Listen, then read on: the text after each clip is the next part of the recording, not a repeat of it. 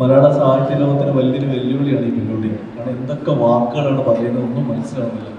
വളരെ നന്നായിട്ട് ഈ കാലഘട്ടത്തിൽ ഇങ്ങനെ സംസാരിക്കുന്ന വളരെ ആദ്യമായിട്ടാണ്. ആ വാക്കിൻ്റെയൊക്കെ അർത്ഥം എന്ന് പറഞ്ഞാൽ ഏകദേശം 85 ദിവസത്തോളം നീണ്ടുനിന്ന ഷൂട്ടിംഗ്, 6 മാസത്തോളം നീണ്ടുനിന്ന പ്രീ പ്രൊഡക്ഷൻ, ഇപ്പോൾ 3 മാസത്തോളം നീണ്ടുനിൽക്കുന്ന പോസ്റ്റ് പ്രൊഡക്ഷൻ എല്ലാം തീർത്ത് ഈ മാസം തിയേറ്ററിലേക്ക് എത്തിക്കുമ്പോൾ എനിക്ക് എൻ്റെ ഹൃദയത്തോട് ചേർത്ത് പിടിക്കാൻ പറ്റുന്ന ഒരു സിനിമയാണ് സുമതിയോട്. കാരണം കുറച്ച് മുന്നേ പറഞ്ഞ പോലെ ഭയം എന്ന വാക്ക് അത് എന്താണ് എന്ന് കുറച്ചൊക്കെ ഞങ്ങൾ തിയേറ്ററിൽ കാണിക്കാൻ ശ്രമിച്ചിട്ടുണ്ട്. ഒപ്പം കുറേ ചിരിക്കാനും. ഇതങ്ങനെ ഒരു ട്രാക്കുളയോ കോഞ്ചറിയോ കുറഞ്ഞ പടമൊന്നുമല്ല. ഫാമിലി ആയിട്ട്, കുട്ടികളായിട്ട്, മുത്തശ്ശിമാരുമായിട്ടും ഒക്കെ വന്ന് മാളികപ്പുറം ഇഷ്ടപ്പെട്ടിട്ടുണ്ടെങ്കിൽ തീർച്ചയായിട്ടും അങ്ങനെ കാണാൻ പറ്റിയ ഒരു സിനിമയാണ് സുമതിയോട്. ഈ യക്ഷിയോട് നമുക്ക് ഇതിന്റെ സ്നേഹമൊക്കെ തോന്നും. അങ്ങനെ പേടിപ്പിക്കുന്ന ടൈപ്പ് യക്ഷിയല്ല, എന്നാൽ പേടിക്കാനും ഉണ്ട്, ചിരിക്കാനും ഉണ്ട്.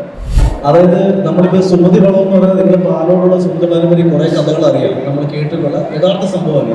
ഞങ്ങൾ ഈ സിനിമയിൽ ഈ വളവ് മാത്രം എടുത്തിട്ടുണ്ടോ, കഥ എൻ്റെ സ്വന്തമാണ്, ഞാൻ എങ്ങോട്ടും എടുത്തിട്ടില്ല, സ്വന്തം കഥയാണ്. അതിലേക്ക് ഞാൻ വളവെടുത്ത് വെച്ചു കൊടുത്തതേ ഉള്ളൂ. അപ്പോൾ ഒരു പുതിയ വിഷ്വൽ ട്രീറ്റായി മാറ്റിയിട്ടുണ്ട്. വിഷ്ണു എനിക്ക് തോന്നുന്നു മാളികപ്പുറം ഞങ്ങൾക്ക് തന്നിട്ടുള്ളൊരു പേര് എനിക്ക് തോന്നുന്നു, ഞാൻ വിഷ്ണുവിനോട് എപ്പോഴും പറയും, വിഷ്ണു നമ്മുടെ 2ാമത്തെ സിനിമയാണ് ജനങ്ങളെ വിലയിരുത്താൻ പോകുന്നത്. അപ്പം തുറന്നു പറയാം, ഒരു വിഷ്വൽ മാജിക് ഒളിപ്പിച്ചു വെച്ചിട്ടുണ്ട് സുമതിയോളം എന്നുള്ള സിനിമയിൽ. അത് തീർച്ചയായിട്ടും മലയാള സിനിമയ്ക്ക് അഭിമാനമാകാൻ പോകുന്ന സംവിധായകൻ തന്നെയാണ് വിഷ്ണു. അപ്പം സുമതിയോളം അവൻ കഥ കേട്ട് ചെയ്യാൻ തീരുമാനിച്ചതിൽ എനിക്കാണ് സന്തോഷം. ഞാൻ അവിടെ ഈ വേദി വെച്ച് നന്ദി പറയുന്നു. പിന്നെ ഇതിന്റെ താരങ്ങൾ, എനിക്ക് തോന്നുന്നു ഇത് ഞങ്ങൾ കുറച്ചുപേരെ വന്നിട്ടുള്ളൂ. ഇനി നിങ്ങളുടെ തിരുവനന്തപുരത്തുകാരുണ്ട്, ഗോകുൽ സുരേഷ് ഗോപിയുണ്ട്, നന്ദുചേട്ടനുണ്ട്.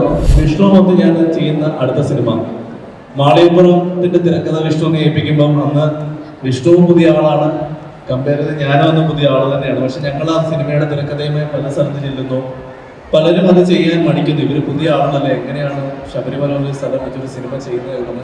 അന്ന് ഞങ്ങൾ വിശ്വസിച്ച് വന്ന കുറച്ച് ആളുകൾ, അതിന് നിർമ്മാതാക്കളുണ്ട്, അതിൽ അഭിനയിച്ച ഉണ്ണിയുണ്ട്, കുറേയധികം താരങ്ങളുണ്ട്. അവരെല്ലാവരും ഞങ്ങളൊപ്പം നിന്നപ്പോൾ ഞങ്ങൾക്ക് 2 പേർക്കും കിട്ടിയത് ഒരു ലൈഫായിരുന്നു.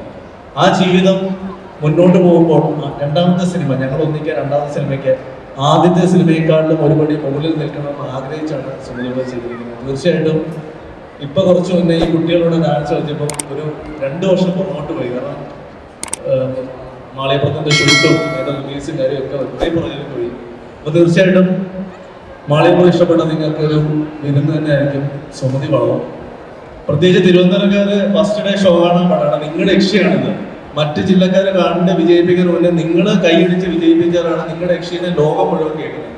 അതുകൊണ്ട് സുമതി വളവ് കാണാൻ ധൈര്യത്തോടെ ടിക്കറ്റ് എടുത്തോ. കുട്ടികളും അമ്മമാരും ഒക്കെ ആയിട്ട് ധൈര്യമായിട്ട് പോകും.